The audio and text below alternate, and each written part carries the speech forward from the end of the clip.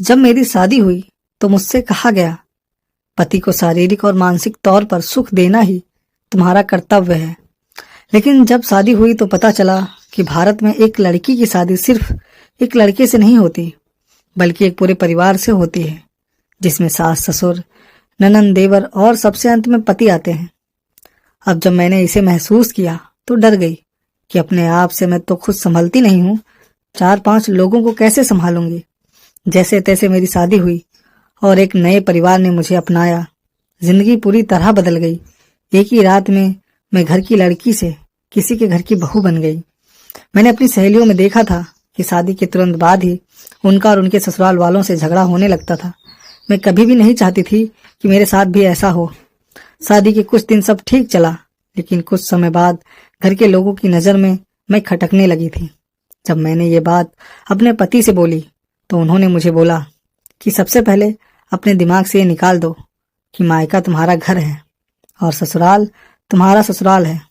असल में ही तुम्हारा घर जितना खुल के रहोगी और बाकी लोगों को समझने की कोशिश करोगी, तुम्हें उतना ही आसानी होगी। और यही बात उन्होंने घर के बाकी सदस्यों से कही कि ये इसी घर की सदस्य है।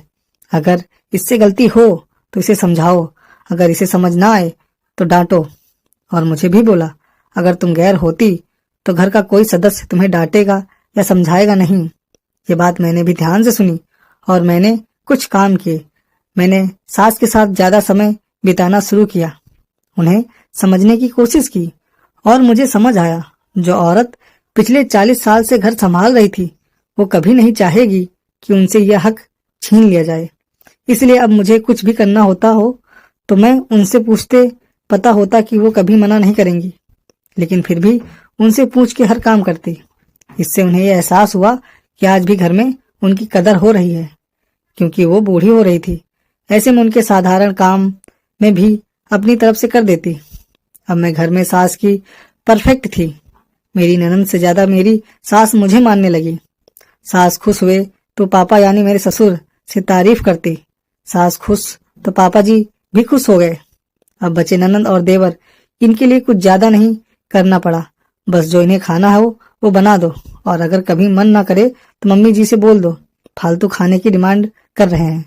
और इसके अलावा दोनों मुझसे छोटे हैं तो एक दोस्त जैसा व्यवहार किया।